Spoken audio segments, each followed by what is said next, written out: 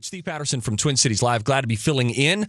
Tam is here. Don't worry, you do have a mainstay from the show that you know and love in this time slot, and that is Tam. Hi, Tam. Hello, good morning. And we have a guest on the line. Yes, we do. This is so fun. You know that Annie is coming to the Orpheum. That's going to be March 31st to April 5th. And right now we're glad to be joined by Gilgamesh Taggett, who plays Daddy Warbucks. Gilgamesh, first question, how many times has your name been absolutely butchered in radio interviews?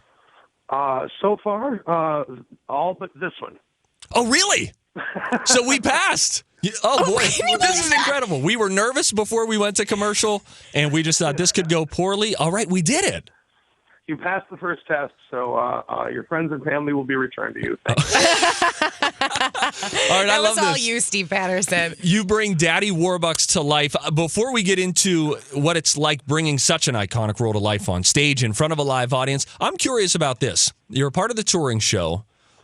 When will you get to the Twin Cities? If the first show goes up March 31st, how many days in advance do you get here to sort of relax and unwind and get used to your home for the next week? Well, we actually arrive either, depending on the travel day, we either arrive the morning of the first performance or the day before. You're kidding. I don't know. That's what touring life is. We live fairly transiently.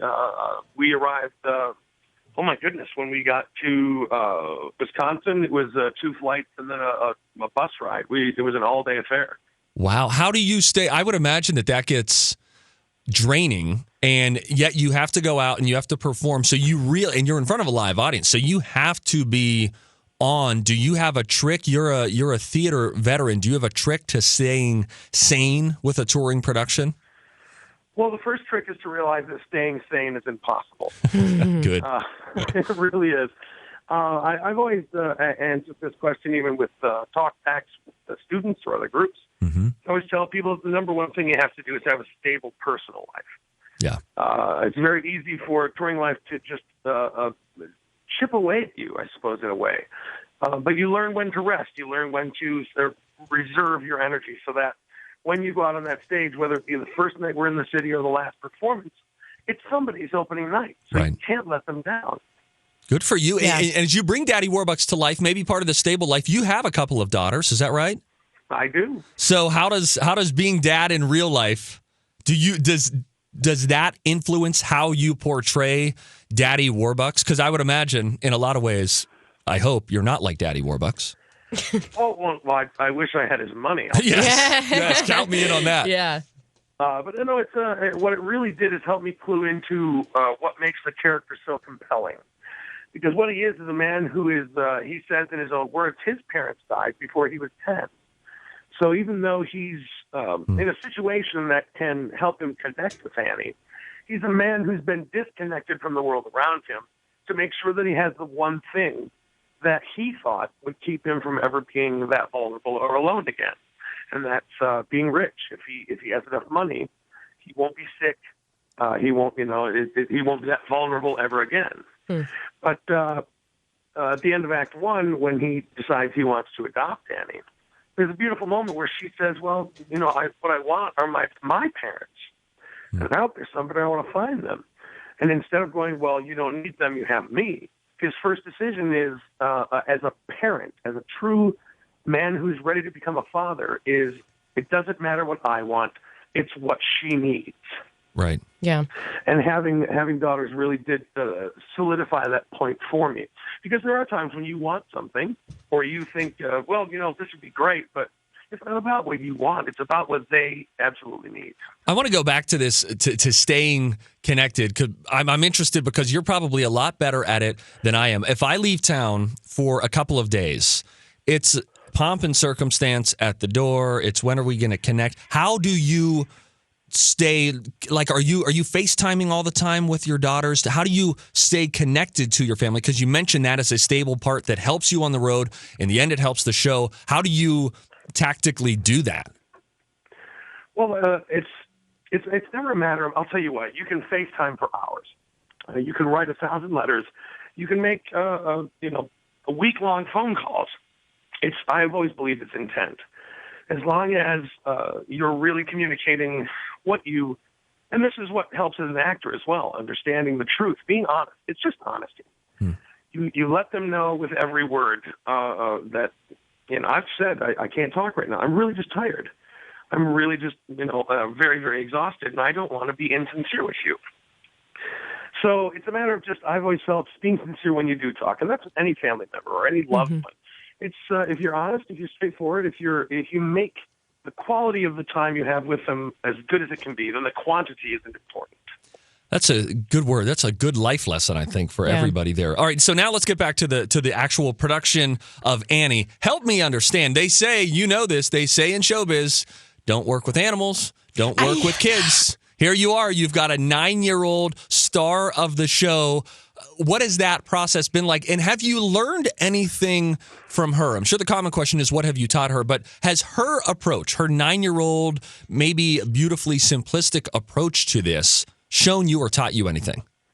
Well, first of all, the old quote is never work with children or pets. Okay. But working with children and pets seems to be a secret. It seems to work. Oh, it's like magic. Two negatives make a positive. Yes, yeah. If you keep, it's like two ingredients that are separate really accomplish nothing, but put them together and dynamite. It's fantastic. Part of the fact of our lives being so transient and being so nomadic, having Maisie and Sunny, who are the two dogs that play Sandy. Oh, we've got two dogs playing one dog. Oh, are you kidding me? We have they're better actors than we ever will ever be. They're far better well trained. I'm sure. They hit their mark every time, and they get a treat every time they do something right. I got to figure out that job. Yeah, somebody needs to leave you like beef jerky, just right off in the wings. You nail a scene, boom, little beef jerky. Oh my God, I'd weigh 1,000 pounds. I've worked so hard to be good.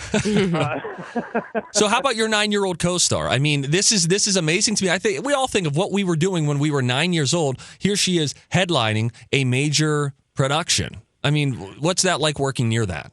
Oh, it's incredible. Izzy Swickle has the energy of a sun. She's just unstoppable, and she's wonderful. She's got an amazing voice. I mean, you hear people talk about that. They say, wow. Well, quite frankly, in this